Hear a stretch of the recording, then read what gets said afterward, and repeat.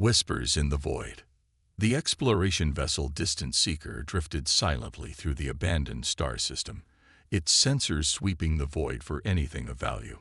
Captain Vexel stood on the bridge, his scaled skin reflecting the soft blue light of the command console. The Xanthari officer's 4 eyes blinked in sequence, a sign of boredom among his kind. "Another empty system," he muttered. "How many more of these human graveyards must we catalog?" Science Officer Melora looked up from her station, the bioluminescent patterns on her skin pulsing with interest.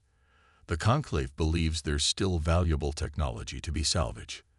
The humans may have been primitive, but they were inventive." Vexel made a dismissive gesture with one of his secondary limbs. "It's been 3 centuries since they destroyed themselves. Anything worth finding was stripped long ago." The Xanthari Exploration Corps had been tasked with mapping former human space, partly for scientific purposes, partly to find overlooked resources. The official history was clear.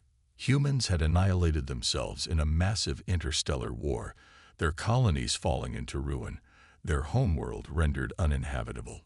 The surviving alien powers had divided their territories like scavengers over a corpse. "Captain," called Navigator Thrix, his voice vibrating through his speaking membrane. "I'm detecting an anomalous energy signature from the 4th planet." Vexel's lethargy vanished instantly.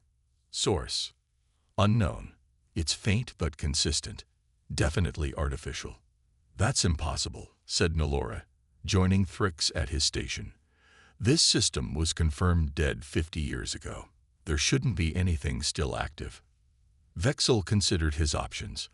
Protocol dictated they report any unusual findings immediately to Xanthari Command.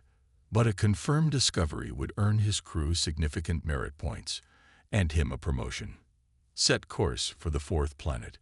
Let's investigate before we file any reports." The Distant Seeker descended through wispy clouds toward a desolate landscape. The planet, once called Avalon by its human inhabitants, had been a minor agricultural colony. Now it was just another dead rock, its surface scarred by orbital bombardment from the final war. They landed near the energy signature, which emanated from what appeared to be a simple rock formation in a shallow valley.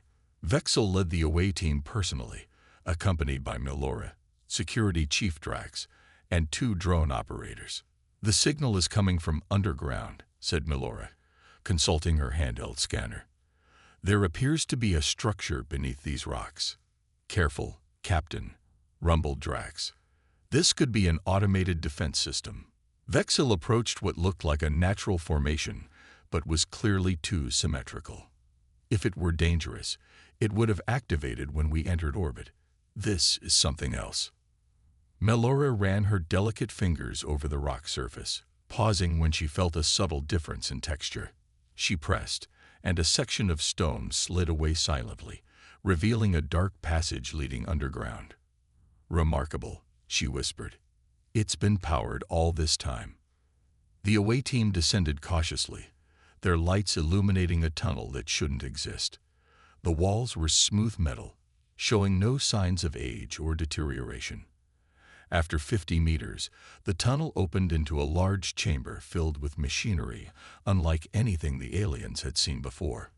"This technology," Melora's voice trailed off as she examined a console, "this isn't consistent with known human development. It's far too advanced." Vexel felt a growing unease. Could another species have built this? Drax shook his massive head. "The symbology is human. See these markings? That's their language." The room hummed with energy, systems still running after centuries of abandonment, or perhaps not abandoned at all. The thought made Vexel's scales tighten against his body. "Captain," called one of the drone operators. "There's something else. A second chamber beyond this one." They moved deeper into the facility, finding more rooms filled with equipment that defied explanation. In the central chamber, they discovered a massive device occupying most of the space, a spherical construction surrounded by rings that slowly rotated without any visible power source. "This appears to be the main power generator," said Melora, awe evident in her voice. "But it's using principles I don't recognize. The energy readings are impossible. Vexel approached the device cautiously. Could this be what caused their extinction? Some weapon they couldn't control? I don't think so, Melora replied. This isn't a weapon. It's more like a doorway. As if responding to her words, the rings began to spin faster. The space within the sphere shimmered, distorting like heat waves above desert sand. Drax moved to pull Vexel back, but the captain waved him off, fascinated by the display. A figure appeared within the distortion, humanoid, bipedal, wearing some kind of protective suit. Then another, and another. The aliens backed away as 5 human figures stepped through what was clearly a portal of some kind. Impossible, whispered Vexel. Humans are extinct. The leader of the human group removed their helmet, revealing a face with features Vexel had only seen in historical archives. A female, by human standards, with dark skin and eyes that reflected the light with unsettling intensity. Not extinct, she said in perfect satire. Just waiting. The security chief raised his weapon, but the human made no aggressive moves. Instead, she smiled, a gesture Vexel recognized from xenobiological studies as non-threatening. My name is Commander Ilara Chen of the Terran Reclamation Force.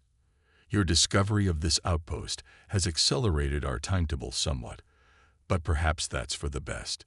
It's time the galaxy learned the truth. What truth? Demanded Vexel, finding his voice at last. Humans destroyed themselves centuries ago. Everyone knows this. Chen's smile faded. Is that what they told you? Interesting, but not surprising. History is written by the victors, or in this case, by those who thought they were victors. She gestured, and one of her companions activated a device on his wrist. The walls around them transformed into display screens, showing images of planets, star systems, and massive space battles. 300 years ago, the combined forces of the Xanthari hegemony, the Praxian Dominion, and the Krell Imperium launched a coordinated attack on human space, Chen explained. Not because we were a threat, but because we had discovered something they wanted to keep hidden.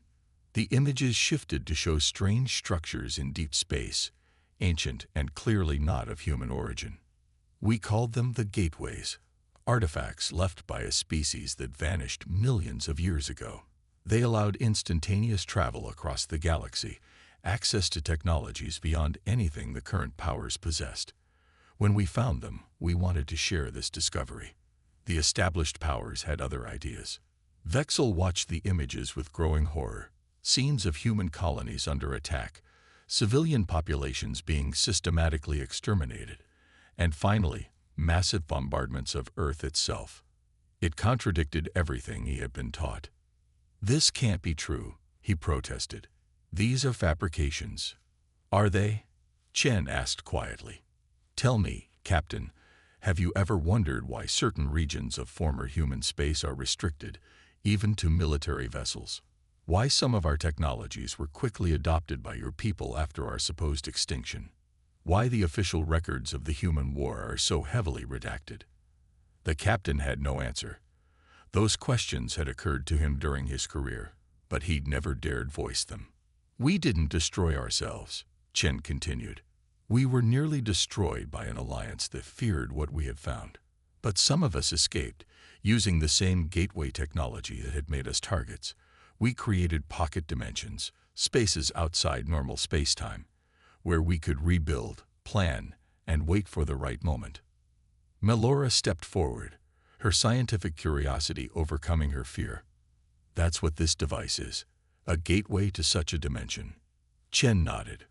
One of many we've maintained across our former territories. We've been watching, learning, and preparing. Your governments thought they'd eliminated us and erased our history. They were wrong. Why reveal yourselves now? Asked Vexel. Why to us? Because it's time for the truth to emerge, and because we need allies for what comes next. Chen's expression hardened. Humanity is returning to reclaim what was taken from us. The reckoning has begun already. Outposts in a dozen systems have gone silent in the past month. not destroyed, reclaimed. Vexel felt cold dread settle in his stomach. You're invading. We prefer to call it coming home, Chen replied. But yes, we're taking back our worlds. And now you have a choice, Captain Vexel. Return to your superiors with this information and be part of the awakening of truth. Or, she left the alternative unspoken. The captain looked at his crew, then back at the humans, a species that should have been extinct, now standing before him with technology that shouldn't exist, making claims that, if true, would shake the foundations of the galactic order. If what you say is true, he said slowly, many innocent people will die in this. Reclamation.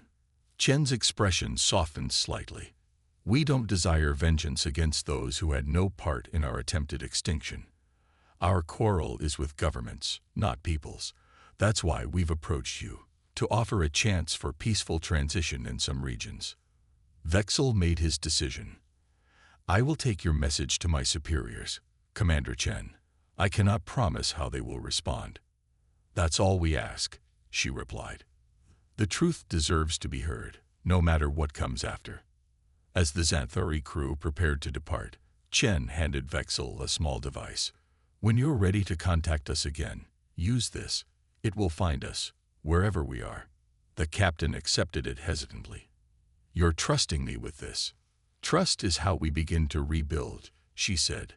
3 centuries ago, lack of trust led to our near extinction.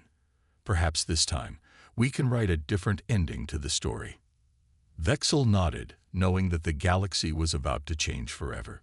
As his ship lifted off from Avalon, he watched the human facility disappear beneath them, wondering how many more such outposts existed across supposedly dead space, and what would happen when humanity fully awakened from its long slumber.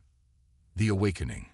General Gen Wei stood before the massive viewscreen in Nexus Command, watching as ships of the Terran Reclamation fleet emerged from dimensional gateways across the sector.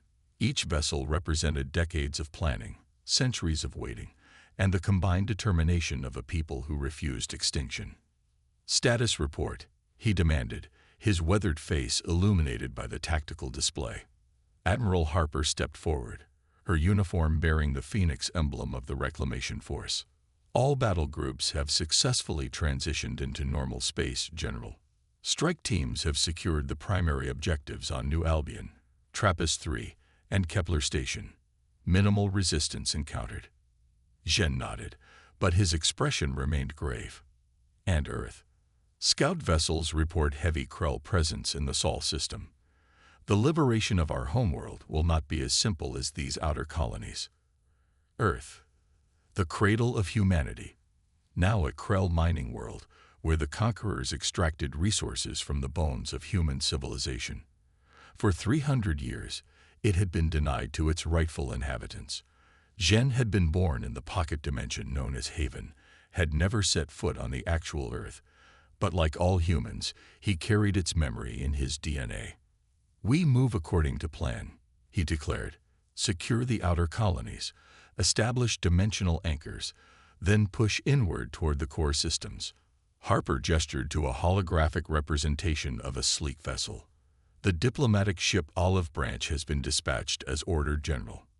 Ambassador Rice will make contact with the Xanthari exploration vessel that discovered our Avalon outpost. Good. We need at least one of the major powers to listen before they unite against us. The door to the command center slid open, admitting a small delegation of civilian leaders.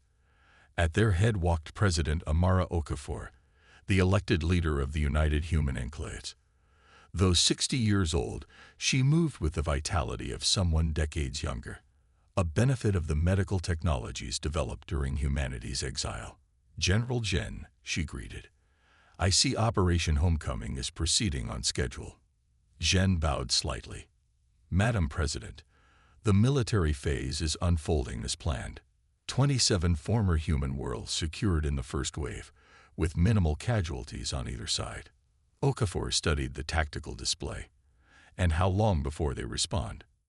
The Krell have already begun mobilizing their defensive fleets. The Praxians appear to be in disarray. They didn't expect an attack from within their own territory. The Xanthari. Jen paused. They're more cautious. They're gathering information before committing. As expected, said Okafor. The Xanthari were always the most pragmatic of our enemies. They may be the first to negotiate. A junior officer approached, saluting sharply. General, we're receiving reports from New Terra. The planetary government has surrendered without resistance. They're requesting terms. This was unexpected but welcome news. New Terra had been one of the largest human colonies before the fall, now populated primarily by Praxian settlers. A peaceful transition there would save countless lives. Inform Governor Chen to implement Protocol Omega, ordered Jen. No reprisals against civilians. Establish a joint human Praxian administrative council until a permanent solution can be negotiated. Okafor nodded approvingly. Remember, General, our goal isn't to become conquerors ourselves. We're not seeking vengeance, but justice and restoration. With respect, Madam President, some among us do seek vengeance, Shen replied quietly. 3 centuries hasn't dulled the pain of what was done to our ancestors, which is why military leadership must maintain discipline, she countered. We cannot allow hate to guide our actions, or we become what we fight against. Their discussion was interrupted by an alert from the communication station. General, President, we're receiving a priority transmission from the Olive Branch. Ambassador Reyes has made contact with the Galactic conclave. The view screen shifted to show the elegant features of Ambassador Sophia Reyes. Behind her stood Captain Vexel of the Xanthari Exploration Corps, the same officer who had discovered humanity's hidden outpost weeks earlier. Madam President, General Jen, Reyes began. I'm pleased to report that Captain Vexel has arranged an emergency session of the Galactic Conclave. Representatives from all major powers will be present. We have the opportunity to present our case directly to the galaxy's leadership. This was a crucial development. The conclave was the closest thing the galaxy had to a united government, a forum where disputes between stellar nations could be addressed without resorting to war. If humanity could state their case there, it might prevent the conflict from escalating further. Captain Vexel took considerable personal risk to arrange this. Rice continued. He's been branded a potential traitor by hardliners within the Xanthari hegemony. The Xanthari captain stepped forward. My government is divided on how to respond to humanity's return, he explained. Some wish to immediately join with the Krell and Praxians in military action against you. Others, including some in positions of influence, are disturbed by the evidence Commander Chen shared with me on Avalon. They question the official history of human extinction. And what do you believe, Captain? Asked President Okafor. Vexel's 4 eyes blinked in sequence before he answered. I believe that 3 centuries of lies deserve to be examined in the light of truth, whatever that truth may be. Jen studied the alien officer. You realize your career may be over for taking this stance. Perhaps, Vexel acknowledged. But I joined the exploration corps to discover truth, not perpetuate falsehoods. President Okafor stepped closer to the screen. When will this conclave session take place? In 3 standard days, replied Reyes. At the neutral station Harmony in the Rigel system, all major powers have agreed to a temporary ceasefire until then. A ceasefire works in our favor, noted Jen. It gives us time to consolidate our positions, or time for them to marshal their forces, countered Okafor. But it also gives us a chance to demonstrate our intentions. She turned back to the screen. Ambassador Reyes, prepare our case thoroughly. Captain Vexel, you have humanity's gratitude for your courage. After the transmission ended, Jen turned to the president. Do you really believe the conclave will acknowledge our right to reclaim our worlds? These are the same powers that tried to exterminate us. Different leaders, different times, Okafor replied. And we have something they don't. The truth, with evidence they cannot easily dismiss. She gestured to the tactical display, where the advancing human forces were represented by blue icons. Besides, our military operations have already changed the equation. We're negotiating from a position of strength. In the following days, humanity's forces continued their advance across the outer reaches of what had once been human space. Most colonies surrendered quickly, few were heavily defended, and many contained populations that had never been told the truth about the worlds they inhabited. On New Terra, the Joint Human Praxian Council began the delicate process of integration. Humans emerging from dimensional pockets met the descendants of those who had colonized their ancestors' worlds. There was tension, certainly, but also curiosity, and in some cases, genuine desire for reconciliation. Not all encounters were peaceful. The Krell, particularly, fought fiercely to maintain control of their conquered territories. Battles raged across 3 star systems where their military installations were strongest. But even there, humanity's dimensional technology gave them a decisive advantage. Ships appearing inside defensive perimeters, troops materializing behind enemy lines. 300 years of development in dimensional science had created military capabilities the galaxy had never encountered. The pocket dimensions had been humanity's salvation, and now they were the key to their return. On the eve of the conclave meeting, President Okafor addressed her people from Nexus Command. Her words were transmitted to every reclaimed world, every human vessel, and every dimensional enclave where those who had not yet returned waited anxiously. Tomorrow, humanity takes its place at the galactic table once more, she declared, not as supplicants, but as equals, not as victims seeking mercy, but as a people demanding justice. We return not only to reclaim our worlds, but to reclaim our history, to tear away the lies that have concealed the truth of our near extinction. She paused, her gaze sweeping across the command center before returning to the camera. 3 centuries ago, our ancestors made a choice. Rather than fight a war they could not win, they disappeared, not into death, as our enemies believed, but into dimensions they could not reach. They built new homes in the spaces between spaces. They preserved our knowledge, our culture, our very existence. And they prepared for this day. The display behind her showed images of reclaimed human worlds, cities where human and alien now cautiously coexisted, farms returning to production, children playing in parks that had once been memorial gardens to a species thought long dead. We do not come seeking vengeance, Okafor continued. Those who committed the crimes against humanity are long dead.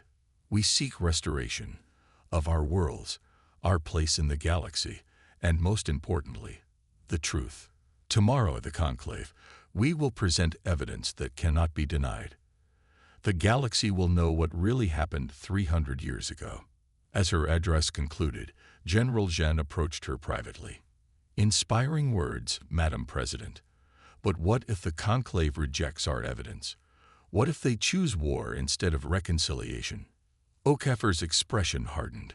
Then we will demonstrate why attempting to exterminate humanity was their first mistake, and why repeating that attempt would be their last. Across the galaxy, the news of humanity's return spread like wildfire. On thousands of worlds, beings of countless species watched with fascination, fear, or hope as history unfolded before them. A species believed extinct for 3 centuries had returned, challenging everything they had been taught about the past. In the dimensional enclave known as Haven Prime, billions of humans waited for word of their future. Would they finally walk under open skies again? Would they set foot on the Earth that lived in their collective memory, but had never felt beneath their feet? And in the chambers of power across the galaxy, leaders faced a disturbing question. If they had been lied to about humanity's fate, what other falsehoods had shaped their understanding of history? The stage was set for humanity's formal return to the galactic community, whether through diplomacy or conflict remained to be seen. Reclamation. The Harmony Station hung in space like a gleaming jewel, its crystalline structures reflecting starlight in dazzling patterns. Built as a neutral meeting ground for the galaxy's various powers, it had hosted countless diplomatic summits over the centuries. None, however, had carried the weight of what was about to transpire in its grand conclave chamber. Ambassador Sophia Rice stood in the preparation room, reviewing her notes one final time. In a few minutes, she would address representatives from 27 stellar nations, making humanity's case for recognition and restitution. The evidence she carried, historical records saved from Earth before the fall, testimony from the dimensional enclaves, technological proof that couldn't be dismissed, would shatter 3 centuries of carefully constructed lies. "Are you ready, Ambassador?" asked Captain Vexel. The Xanthari officer had become an unexpected ally, risking his career and possibly his life to arrange this meeting. Reyes nodded. "As ready as one can be when about to rewrite galactic history." She smiled tightly. "Your people will not thank you for this, Captain." "Some will," he replied. "Those who value truth over comfortable falsehoods." They entered the chamber together. The vast circular room was divided into sections, each occupied by delegations from different powers. The Krell Imperium's representatives, massive reptilians with ceremonial battle scars, glared openly at Reyes. The Praxian delegation, insectoid beings with iridescent carapaces, maintained a posture of studied indifference. Various lesser powers watched with obvious curiosity. At the center stood the speaker's dais, where Reyes would present humanity's case. Above it floated holographic displays visible from all angles of the chamber. The chief arbiter, a Navaran known for his impartiality, called the session to order. "We gather today to address an unprecedented situation, the return of a species long thought extinct, claiming territories currently occupied by various galactic powers." The Krell ambassador immediately rose to object. "This is a farce. These creatures claim to be humans, but offer no proof of their identity. They are imposters, using stolen historical data to claim worlds they have no right to." Murmurs spread through the chamber. Reyes remained calm, waiting for her turn to speak. "The Krell Empire rejects their claims entirely," continued the Krell ambassador. "We demand immediate withdrawal of these forces from legitimately claimed territories and reparations for damages inflicted." The Praxian delegate spoke next, their voice a melodic series of clicks translated by the chamber systems. "The Dominion acknowledges that these beings appear to be human, or at least genetically similar to historical records of humans. However, this does not grant them automatic right to worlds that have been developed by others for centuries." When the initial statements concluded, the arbiter turned to Reyes. "The chamber recognizes Ambassador Sophia Reyes, representative of the United Human Enclaves." Reyes approached the dais with measured steps. "Honorable representatives, I stand before you representing not a new power, but the oldest human government in continuous existence. For 3 centuries, we have survived in dimensional enclaves beyond your reach, preserving our civilization, while the galaxy believed us extinct." She activated the holographic system, displaying ancient footage of the attacks on human colonies. The historical record taught across the galaxy claims humanity destroyed itself in a massive civil war. This was the first lie. The images shifted to show coordinated fleet movements of Krell, Praxian, and Xanthari forces. The truth is that 300 years ago, these 3 powers launched a coordinated attack on human space. Outrage erupted from several delegations. The Krell ambassador pounded his fist, demanding the presentation be stopped. The arbiter called for order. "Why?" Reyes continued when silence returned. "Because humanity had discovered something that threatened the established order.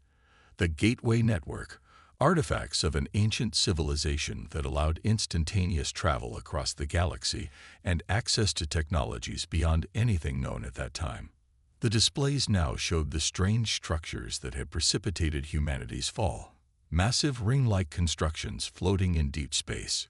When we discovered the first gateway, we prepared to share this knowledge with the galactic community. Before we could, information leaked to the established powers. Rather than welcome this advancement, they saw it as a threat to their dominance. If all species had equal access to the Gateway Network, the technological advantages that maintained their empires would vanish overnight."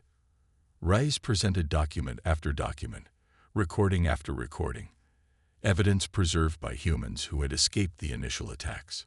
She showed the systematic bombardment of Earth, the hunting down of human refugees, the deliberate destruction of human historical records. Humanity did not destroy itself.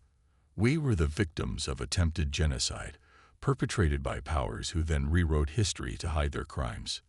The chamber had grown deathly quiet. Even the Krell delegation had ceased their objections, perhaps recognizing the futility of denying what was now clearly documented. "How did you survive?" asked a representative from a neutral power, genuine curiosity in their voice. "The same gateway technology that made us targets became our salvation," Rise explained. A group of scientists had been experimenting with using gateway principles to create pocket dimensions, spaces existing parallel to normal spacetime but unreachable without specific technology. As our worlds fell, millions of humans escaped into these dimensional enclaves.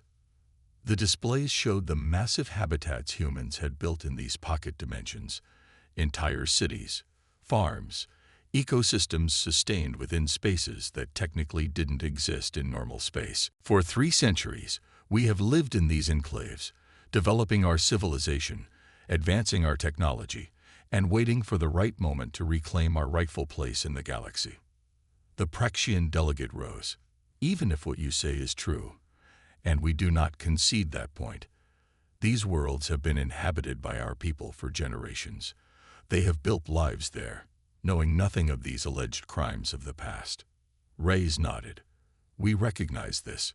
We do not seek to displace civilian populations or punish those who had no part in what happened.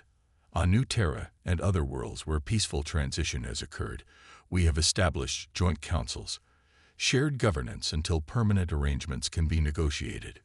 She looked around the chamber. "We are not conquerors. We are returning refugees, seeking justice but offering reconciliation." The debate continued for hours. Some delegations expressed support for humanity's claims, others remained skeptical, and the powers implicated in the original crimes attempted to dismiss the evidence as fabricated. Finally, the Krell ambassador, perhaps sensing the way sentiment was turning, played his final card. "Regardless of ancient history, the fact remains that these humans have launched military attacks on sovereign territories. They possess dimensional technology that poses a clear threat to galactic security. I move that the conclave authorize a joint defensive action against these aggressors before they can threaten more worlds." Before the Arbiter could respond, the chamber's main doors opened. A murmur of surprise spread as President Amara Okafor herself entered, accompanied by General Jen and a small security detail. This was unprecedented. Conclave protocol dictated that only official ambassadors could address the gathering. The Arbiter hesitated, then nodded. "The Conclave recognizes President Okafor of the United Human Enclaves." Okafor approached the dais. Unlike Reyes in her formal diplomatic attire, the President wore a simple white uniform without adornment. Her presence commanded attention nonetheless. "Honorable representatives, I come before you not only as humanity's leader, but as a witness to history. I was born in Haven Prime, the largest of our dimensional enclaves. My grandmother was among those who escaped Earth during the final bombardment. She told me stories of blue skies and open oceans that I had never seen until our forces reclaimed New Albion last month." Her voice carried clearly across the chamber. "The ambassador from the Krell Imperium suggests we pose a threat to galactic security. He is right, but not in the way he implies. We threaten the security of a system built on lies. We threaten the comfort of those who have benefited from crimes against our people." She gestured, and General Jen stepped forward. Activating a small device, a new holographic display appeared, showing the current disposition of human forces across reclaimed space. At this moment, humanity controls 42 formerly human worlds. Our dimensional technology allows us to deploy forces anywhere in the galaxy without warning. We could, if we chose, strike at the homeworlds of those who once sought our extinction. The threat was implicit but clear. Several delegations shifted uncomfortably. "But that is not our intention," Okafor continued. "We seek recognition of our right to exist, acknowledgement of the historical crimes committed against us, and the peaceful return of our ancestral territories. Where non-human populations have settled our worlds, we offer coexistence and shared governance. She turned to face the Krell ambassador directly. You speak of joint defensive action. Before you vote on such a measure, consider this. A war against humanity would not be fought by conventional means. We would not meet your fleets in open space. We would emerge from dimensions you cannot access, strike where you are weakest, and disappear before you could respond. The Krell ambassador's scales darkened with anger, but he remained silent. Or, Okafor said, her voice softening, we can choose another path. Recognition, restitution, reconciliation. The past cannot be undone, but the future is unwritten. We can either write it together in peace or in the ashes of yet another war. The arbiter called for a recess to allow delegations to consult with their governments. As the representatives filed out, many approached the human delegation with questions, expressions of support, or cautious offers of alliance. Will they listen? Jen asked quietly. Some will, Okafor replied. Others will need more persuasion. She turned to Reyes. While they deliberate, implement Phase 3. It's time to show them what we're truly capable of. When the conclave reconvened hours later, a new holographic display dominated the center of the chamber. It showed Earth, not as the mining world it had become under Krell occupation, but as it appeared at that very moment. The Krell industrial complexes had vanished. In their place stood gleaming structures of clearly human design. Above the planet, a defensive network of satellites had appeared, seemingly from nowhere. The Krell ambassador stood in shock. Impossible. Our forces have been contained, not harmed. Okafor explained calmly. While this conclave debated, humanity reclaimed its homeworld. Krell military personnel have been placed in dimensional stasis, unharmed but unable to interfere. They will be released once our control is secured. The demonstration was decisive. Without firing a shot, humanity had reclaimed Earth itself from under the noses of its occupiers. The message was clear. Resistance would be futile. The conclave's resolution, passed after another day of intense negotiation, acknowledged humanity's right to reclaim worlds that had been primarily human-inhabited before the fall. It established protocols for territories with significant non-human populations and created a truth commission to fully document the events of 3 centuries ago. Not all powers accepted these terms. The Krell Imperium, particularly, refused to recognize the conclave's decision and vowed to resist human expansion by any means necessary. But with other major powers accepting the new reality, they found themselves increasingly isolated. In the months that followed, humanity continued its reclamation, sometimes through military action, where resistance was encountered, but more often through negotiation now that the galactic community had largely accepted their return. On Earth, President Okafor stood on a balcony overlooking what had once been the city of Geneva. Construction drones swarmed over the landscape, rebuilding what had been destroyed centuries before. The blue sky above, a sight she had known only in virtual simulations until recently, stretched endlessly. General Jen joined her, gazing at the horizon where the Alps rose in the distance. Our ancestors would be proud, he said. We've accomplished what they could only dream of. Okafor nodded. Phase 1 is complete, but our real work is